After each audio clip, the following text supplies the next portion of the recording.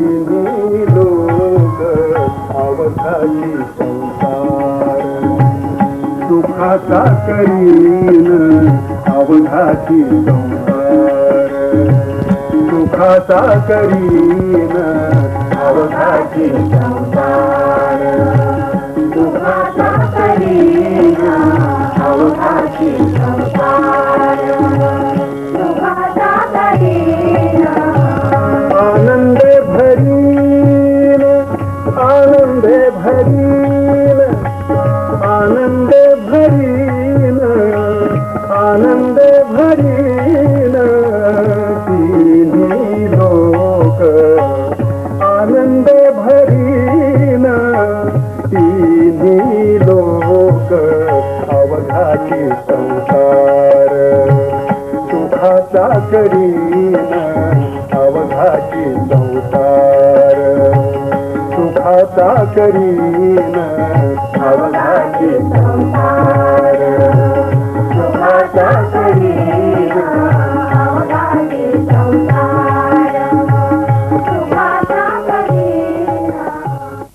महाराष्ट्र ही संतांची भूमी आहे असं मानलं जातं, पण त्यातही दत्त संप्रदायातले फार मोठे महान पुरुष या आपल्या महाराष्ट्रामध्ये गेली 3-4 शतकं होऊन गेलेली आहेत.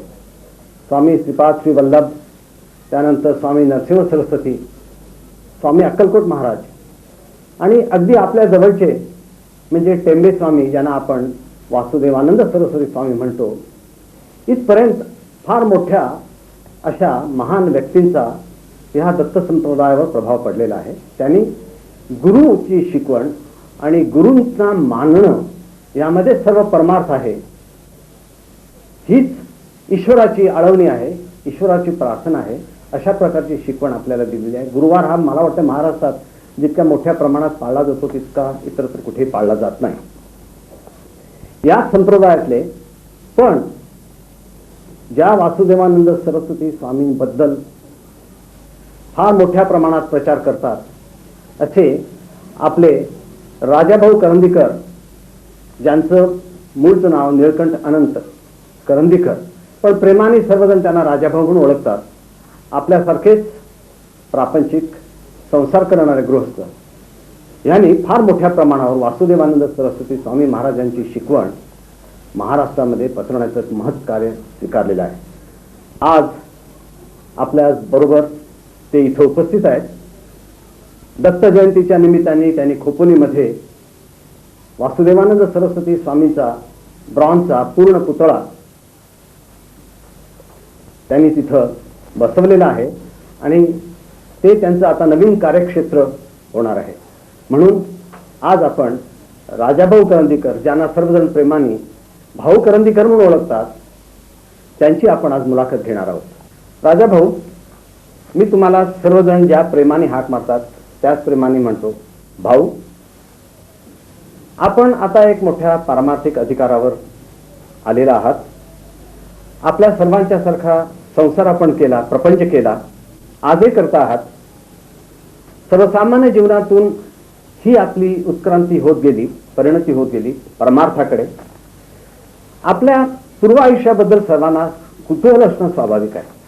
तर आपण थोडक्यात आपल्या पूर्व आयुष्याबद्दल, आपलं घराणं, कुळ, आपल्यावर ज्यांनी संस्कार केले ती माणसं आणि आपण ज्या अवस्थेमध्ये होता परमार्थाकडे वळण्यापूर्वी, त्या अवस्थेचं पूर्ण आम्हाला थोडक्यात विवरण करून सांगाल का? असं आहे, आमच्या घराण्याची थोडक्यात पूर्वपीठिका अशी आहे की माझे वडील अनंत परशुराम करंदीकर, त्यांचे टोपण नाव बापूराव करंदीकर असं होतं.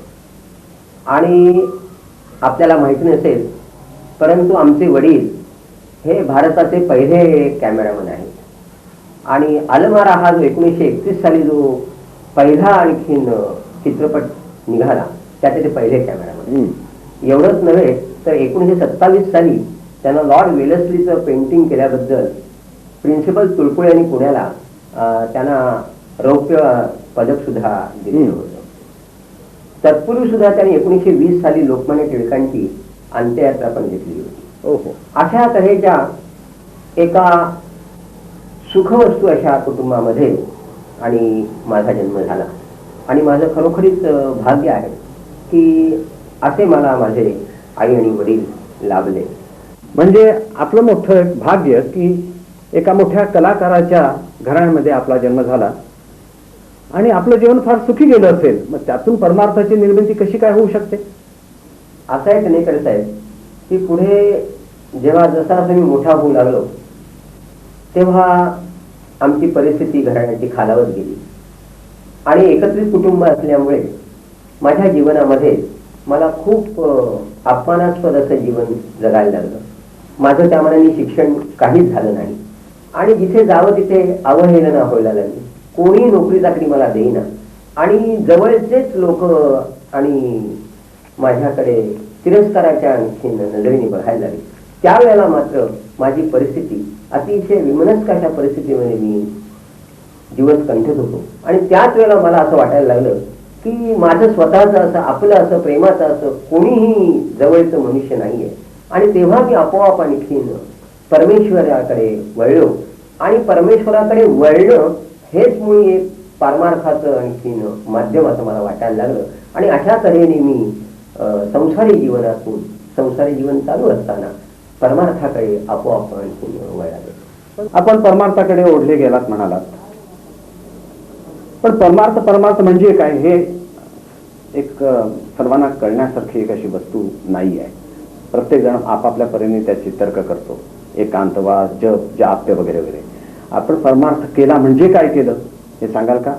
माझ्या जीवनामध्ये मला जो अनुभव आला आणि त्या अनुभवावरनं मला असं वाटायला लागलं की माझी ही जी परमार्थाकडे माझं हे जे लक्ष लागलेलं आहे त्या परमार्थाकडे इतर जर का संसारी जीवांचं जर का लक्ष वेधून घेता जर का आलं आणि मला जो अपमान सहन करायला लागला, मला जे दुःख झालं ते इतराला समाजामध्ये इतर लोकांना होऊ नये ह्यासाठी परमार्थाचा आपल्याला इतरे जणांना काहीतरी उपयोग करून घेता येईल किंवा काय ह्याचा मी विचार करू लागलो. आणि संसारी जीवन जगत असतानाच परमार्थाच्या माध्यमातून आपल्याला काय करता येईल आणि ह्याचा विचार झाल्यामुळेच हे हळूहळू कार्य वाढत चालले. म्हणजे थोडक्यात परमार्थामुळे संसार नीटनेटका व्हावा, संसार सुखाचा व्हावा अशी आपली वृत्ती झाली. पण त्यामधून हे ओम सद्गुरू प्रतिष्ठान म्हणून आपण जे मोठं एक ट्रस्ट आहे आणि त्या निमित्ताने अनेक हजारो माणसं आपल्या तिथं येत आहेत बोरिवलीला, दौलतनगरमध्ये. याचा उद्भव कसा झाला परमार्थातून? असं आहे, गेली बरीच वर्ष 40-50 वर्षापासून आमच्या घराण्यामध्येच अशी परंपरा आहे की गुरुवार हा आमच्या करंदीकर कुटुंबामध्येच पाळला जात असे. नंतर काही वर्षांनी साधारणतः 1950-52 साली एक आरती आम्ही सद्गुरूंची घरामध्ये म्हणायला लागलो आणि घरातलीच कुटुंबीय मंडळी एक चारण्याचा हार आणायचा आणि रुपयाचे पेढे आणायचे, आरती करायची आणि मग घरातल्या लोकांनी मोठ्या मंडळी उपास करत असत. आम्ही काही त्यावर उपास करत नव्हतो आणि अशा तऱ्हेची आमच्याकडे ही दत्त परंपरेची सेवा ही पहिल्यापासून चालत असे. आणि पुढे तिनेकर साहेब असं झालं की जेव्हा मी बोरिवलीला या इथे राहायला आलो, गिरगावातली सदानंदवाडी एकत्र कुटुंबामध्ये न राहता मी माझी स्वतंत्र आणखीन जागा बोरिवलीला घेतल्यानंतर तिथेही मी आरती सुरू करत होते. त्यावेळेला 5-10 माणसं आणखी नियमाने आरतीला माझ्याकडे येत असत. आता ह्यामधून अजून एक स्पष्ट होत नाही की आपण म्हणताय त्या ठिकाणी भजन होत असे, जपजाप्य होत असे, पण हे सर्व मंदिरामध्ये अनेक स्थानामध्ये होत असतं.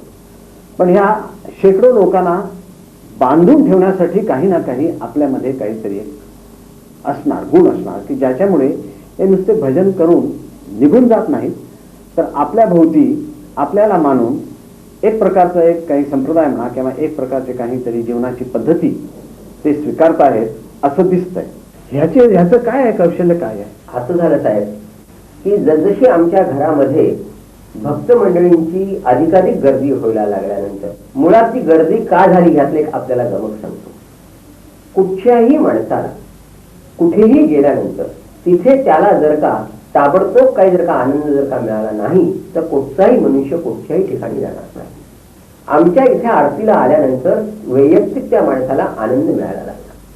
त्याचं साधं मी उदाहरण देतो की जो माझ्या घरी येतोपर्यंत ज्याची मनस्थिती बरोबर नाही आणि आरती ऐकल्यानंतर याची मनस्थिती ठीक झाली, ज्याला शांतता लागली, हा सर्वात मोठा मूळ मुद्दा असा झाला आणि त्याच्यामुळे ही एकाला एक अशी बरीचशी मंडळी आणखीन आरतीला यायला लागली. आणखीन एक दुसरं असं झालं की त्यांना माझ्याकडनं मार्गदर्शन मिळत गेलं. अशा तऱ्हेने जेव्हा ही वास्तू आमचं घरचं घर हे जेव्हा अपुरं पडायला लागलं आणि भक्तांनी मिळूनच बोरोलीला आणखीन नवीन जागा घेतली आणि हे ओम ह्याला नाव काय द्यावं. पहिल्यांदा घरगुती आरतीचं नाव नकायचा प्रश्न होता. माझ्या मी कामावर जाते, घरी येत असे, आरती करायची, 5-10 मंडळी आली, त्यांना प्रसाद द्यायचा, ती निघून जाते म्हणून बरं वाटतंय. आणि अमक्या ठिकाणी गेल्यानंतर बरं वाटतंय हे फार लोकांना कळल्यानंतर प्रश्न पडला की आता एवढ्या छोट्याशा घरामध्ये एवढ्या लोकांना कसं काय सामावून घ्यायचं आणि आरती करायची. आणि म्हणून त्याच्यातून मला कल्पना अशी सुचली की आपण ओम सद्गुरू प्रतिष्ठान असे सगळ्या भक्तांचं प्रतिनिधित्व करणारी एक संस्था म्हणून हे ओम सद्गुरू प्रतिष्ठान नाव ह्या संपूर्ण ह्या भक्तगणांना दिलं असं समजावं. मला वाटतं त्यातून आपण जे सांगता त्यातूनही आपलं वैशिष्ट्य अजून स्पष्ट झालं नाही. एवढ्यासाठी की अशा एखाद्या ठिकाणी जावं, मानसिक शांती मिळावी, आपल्या अडचणी दूर व्हाव्यात, हे अनेक ठिकाणी होतं. आपल्या ठिकाणचं वैशिष्ट्य असं मला दिसतं की स्वामी वासुदेवानंद सरस्वती हे निव्वळ गुरु नाहीत तर प्रत्यक्ष परमेश्वर आहेत. अनेकांची आपल्यावर अशी श्रद्धा आहे की वासुदेवानंद सरस्वती स्वामी आपल्या मुखातून बोलतात. म्हणजे हे जे वासुदेवानंद सरस्वती टेंबे स्वामींच्या रूपाने आपल्या प्रतिष्ठानामध्ये जे काही चालतं ते निव्वळ आपण मगाशी सांगितलं तेवढ्या पुरतं नाहीये, त्यात आणि काहीतरी आहे. ते काय आहे? असं आहे की ही अंतरप्रेरणा आहे. पहिल्यांदा मलाच माहिती नव्हतं की वासुदेवानंद सरस्वती हे कोण आहेत आणि काय आहेत. ते हे आपल्याला कळलं पाहिजे की वासुदेवानंद सरस्वतीच मी गुरु का केले. तर 1978 साली पहिल्यांदा परमपूजनीय दादा महाराज निंबाळकरांचा माझा परिचय झाला. 2-1 वर्ष माझं त्यांचं जाणं येणं होतं आणि मी त्यांना गुरुस्थानी मानत होते, अजूनही मानतो. परंतु 1980 साली आमचे धाकटे बंधू अच्युतराव करंदीकर ज्या सदानंदमध्ये राहत होते त्यांच्या घरी एक दिवशी संध्याकाळी बसलेले असताना दादा महाराज बोलण्याच्या ओघामध्ये बराच वेळ आमच्या गप्पा झाल्या आणि त्यावेळेला ते मला असं म्हणाले की मी तुझा गुरु नाही, तुझे गुरु हे टेंबे स्वामी वासुदेवानंद सरस्वती हेच आहे. आणि तेव्हा मला असं वाटलं की माझे गुरु हे वासुदेवानंद सरस्वतीच आहेत. परंतु मग आहेत ह्याला प्रमाण काय तेही आपल्याला पुढची गंमत सांगतो. दुसऱ्या दिवशी माझ्याकडे बोडस नावाचे एक ग्रहस्थ आले. हा किस्सा आहे शुक्रवारचा सांगायचा. आणि शनिवारी सकाळी बोडस नावाचे ग्रहस्थ आले आणि त्यावेळेला आणि अजूनही ज्योतिष बघायसाठी म्हणून लोक माझ्याकडे येतात. म्हणजे आपल्याला ज्योतिषाचा सुद्धा अभ्यास वगैरे काही नाही, लोक आपली पत्रिका पुढे ठेवतात, मला वाटतं ते सांगतो, लोकांना ते पटतं, एवढाच त्याचा अर्थ आहे. मी काही अभ्यास केलेला नाही ज्योतिषशास्त्राचा. आणि ते बोर्डच आलेले असताना, अपॉइंटमेंट घ्यायला आलेले असताना त्यांच्या जवळ माझ्या समोर बसलं एक पुस्तक त्यांच्याकडे. मी सहज त्यांना म्हटलं की हे आपलं कसलं पुस्तक आहे. ते मला काही मुंबई मराठी ग्रंथ संग्रहालयाचा मी मेंबर आहे. सहज बघता बघता हे जे काही चरित्र मला मिळालं ते वासुदेवानंद सरस्वतींचं आहे. तेव्हा माझी भावना दृढ झाली.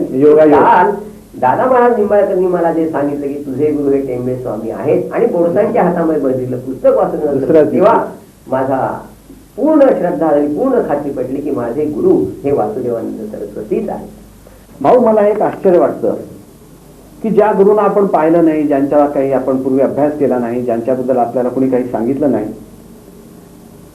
अशा गुरुंना, अशा व्यक्तींना आपण गुरु मानता, त्यांचा आपल्या चित्तावर प्रभाव पडतो, त्यांची आपल्याला प्रेरणा मिळते.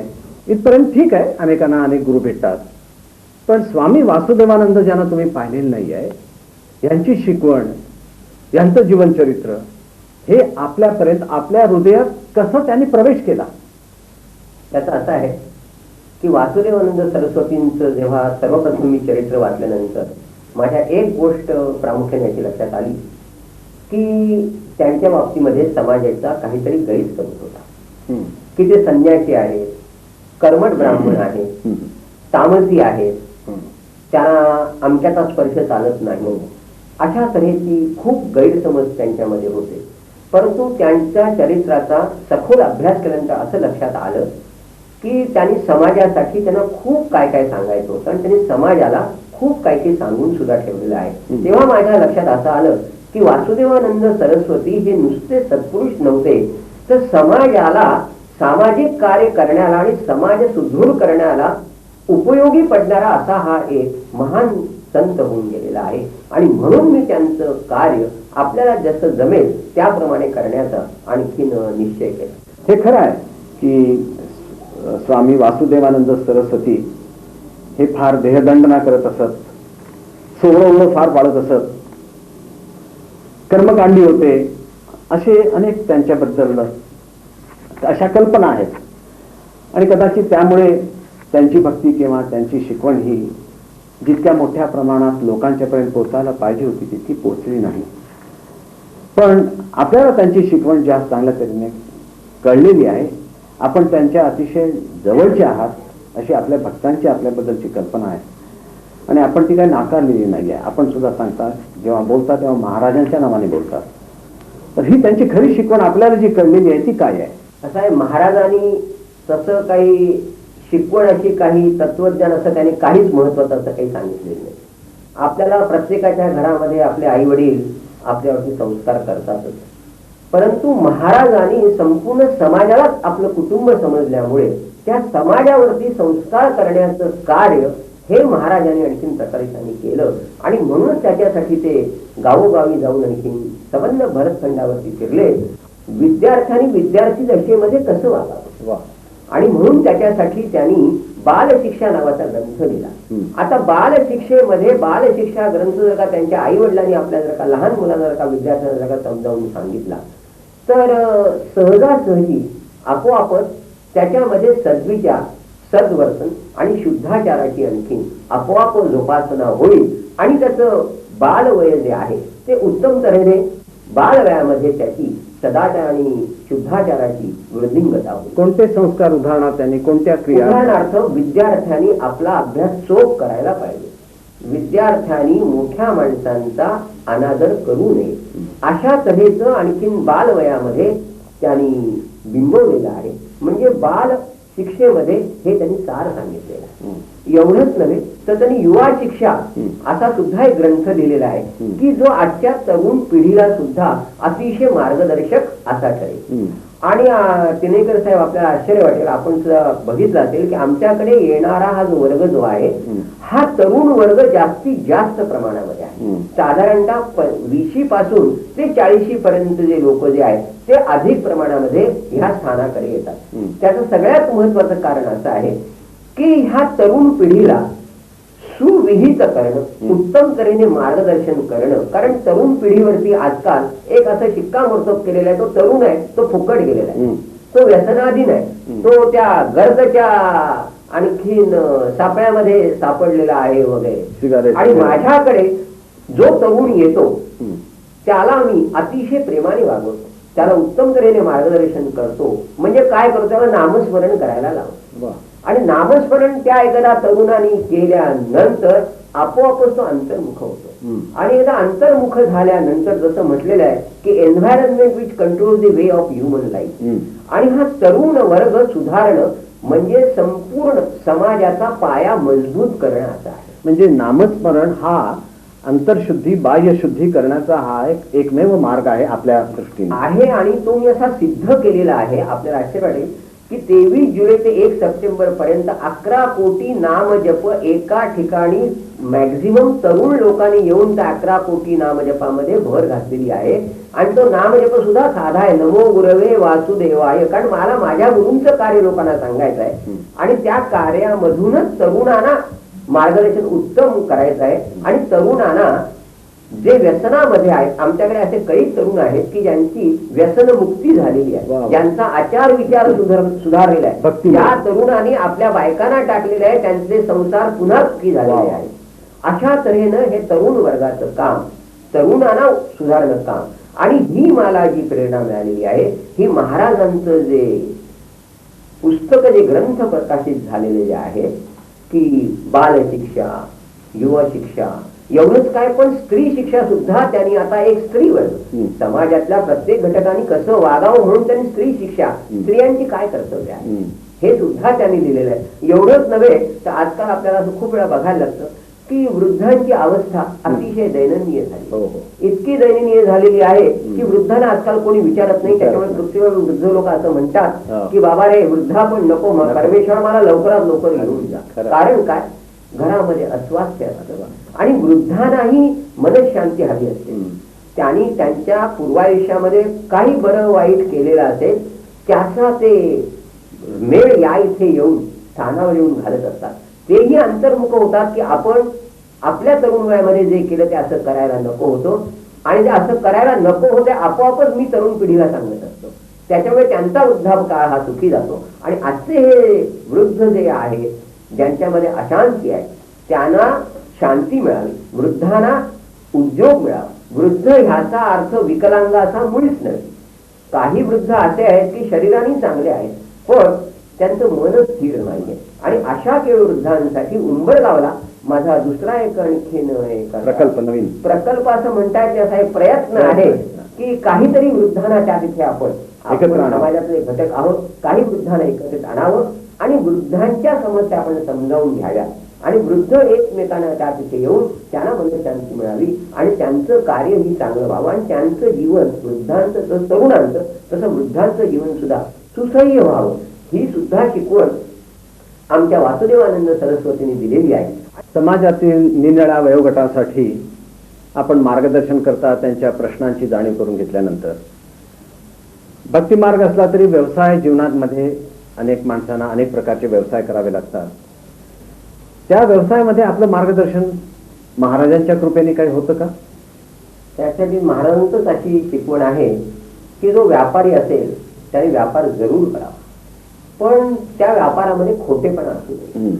म्हणजे मूळ तत्व जे सत्याचं जे आहे, नीतीचं आहे, ते न सोडता आपापला व्यवसाय, मग तो व्यवसाय काही असू द्या, अशा तऱ्हेने व्यापारी वर्गाने किंवा कुठच्याही माणसाने आपापला व्यवसाय करायला पाहिजे आहे. आणि तो प्रामाणिकपणाने संसार आपल्या व्यवसाय करायला पाहिजे.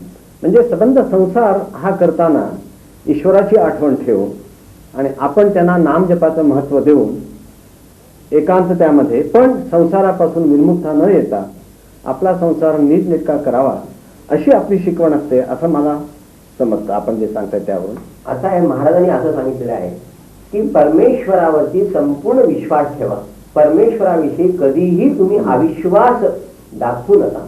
म्हणजे मग जी अंतर्स्फूर्ती जी आहे त्याच्या प्रेरणेने आपलं दैनंदिन जीवन जे आहे ते अतिशय सुखावह असं होईल. भाऊ, आपण ओम सद्गुरू प्रतिष्ठानतर्फे आता बोरिवलीच्या बाहेर निघालात. खोपोली सारख्या अतिशय रम्य अशा ठिकाणी महाराजांचा पुतळा, ब्रॉन्झचा पूर्णाकृतीचा पुतळा आपण इथं दत्त जयंतीच्या निमित्ताने इथं बसवलेला आहे. मोठा सोहळा आनंददायी झाला. आता या निमित्ताने आपण या परिसरामध्ये, या भागामध्ये महाराजांच्या, वासुदेवानंद सरस्वती स्वामी महाराजांच्या शिकवणीचा किंवा त्यांची जी काही कार्यक्रिया, कार्यपद्धती होती त्याचा इथं प्रसार करणार आहात असं आम्ही समजायचं का? ही तुमची कार्यक्षेत्रातली पुढची पायरी आहे असा याचा अर्थ आहे का? याच्यात एकच माझा उद्देश आहे की महाराजांचा प्रचार आणि प्रसार जास्तीत जास्त ठिकाणी आणि जास्तीत जास्त लोकांना महाराज ज्ञात व्हावेत, हा एक मूळ उद्देश असल्यामुळे बोरिवलीमध्ये प्रचार प्रसार चालू आहे, पण तो सीमित आहे. खोपोलीला आल्याने खोपोलीचा परिसर मोठा असल्याने आपण बघितलं असेल की बोरिवलीला फक्त पादुकांची स्थापना परमपूज्य नाना महाराज तराणेकरांनी केलेली आहे. आणि या इथे आम्हाला यांच्या एका भक्तांनी ही जागा, चाफेकर बंधूंनी ही जागा विनामूल्य दिल्यामुळे या इथे मूर्तीची स्थापना आणखी होऊ शकली. आणि खोपोली असा हा परिसर आहे, एक तर डोंगरच्या पायथ्याशी आम्ही आहोत आणि खोपोली हे मध्यवर्ती ठिकाण आहे. मुंबई पुणे मार्गावरती आणखीन महामार्गावरती हे असल्यामुळे खूपशा लोकांना या इथे महाराज दर्शन घेता येईल. आणि एकदा दर्शनाला आल्यानंतर महाराज काय आहेत हे जाणून घेण्याची सुद्धा आणखी उत्सुकता वाढेल. आणि अशा तऱ्हेने महाराजांच्या कार्याचा प्रचार आणि प्रसार सर्वतोपरी सर्व समाजाच्या घटकामध्ये झाल्यामुळे काय होईल, महाराजांचं एक सूत्र काय आहे की जास्तीत जास्त प्रमाणामध्ये समाज हा सुदृढ व्हायला पाहिजे. म्हणजे काय, उदाहरणार्थ इथं आपण आता मंदिर उभा केलेला आहे म्हणायचं का, की ह्याचा परिणाम शेवटी ह्या आजूबाजूच्या परिसरावर कशा प्रकारे होणार आहे? सुसंस्कृतपणा म्हणजे कशा प्रकारे त्यामध्ये? दिनेकर साहेब असा आहे की मंदिर आणि स्थान याच्यामध्ये फरक आहे. असं मंदिर आपण केव्हा म्हणतो? रामाचं मंदिर म्हणतो, श्रीकृष्णाचं मंदिर म्हणतो, मारुतीचं मंदिर म्हणतो, शंकराचं मंदिर म्हणतो. मंदिर जेव्हा आपण म्हणतो त्यावेळेला एक काल्पनिक शक्ती जी आहे त्याचं मूर्तीमध्ये रूपांतर जे होतं आणि अशा मूर्तीची जिथे स्थापना केली जाते त्याला मंदिर असं म्हणतात. पण स्थान कशाला म्हणतात की जो तुमच्या आमच्यासारखा सर्वसामान्य मनुष्य होऊन गेला असं त्यावेळेला लोकांना वाटलं, परंतु तो सर्वसामान्य नसतो. देहरूपामध्ये असताना त्यांनी जे महान कार्य केलं ते पुन्हा त्याला देहरूपामध्ये प्रकट करून मूर्तिरूपामध्ये प्रकट करून देहरूपातलं कार्य ती व्यक्ती देहातीत रूपात असताना सर्व समाजाला त्याची जाणीव होऊन द्यावी अशा सत्पुरुषांचं जे स्फूर्ती स्थान असतं आणि इथे मूर्ती विराजमान होते त्याला स्थान असं म्हणतात. आम्ही याला मंदिर म्हणत नाही. आमचं हे परमपूज्य परिव्राजकाचार्य वासुदेवानंद सरस्वतींचं हे स्थान आहे. महाराष्ट्रातल्या संतांची शिकवण ही संसारापासून परांमुख करणारी नसून सर्व संसार सर्व मानव जातीला आनंदाने जीवन कसं जगता यावं यासाठी भक्तिमार्ग कसा असावा अशा प्रकारची आहे.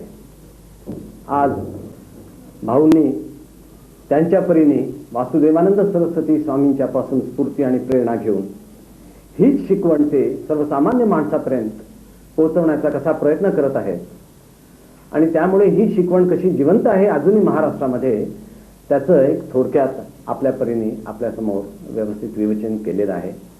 अशा प्रकारे महाराष्ट्रामध्ये आज जर महाराष्ट्र धर्म जर जागून असेल तर भाऊंसारखे मोठे प्रेरणा घेऊन लोकांना संतांची भक्तिमार्गाची शिकवण शिकवणारे महापुरुष महाराष्ट्रात अनेक असल्यामुळे आणि त्यामध्ये भाऊंचंही स्थान मोठं असल्यामुळे हा आपला महाराष्ट्र धर्म नेहमी जागता राहील आणि अवघाची संसार सुखाचा करीन हे ज्ञानेश्वर महाराजांनी आपल्या महाराष्ट्रातल्या सर्व लोकांना सांगितलेली जी शिकवण आहे ती शिकवण आचरणात सर्वत्र दिसून येईल अशी आपण अपेक्षा करूया.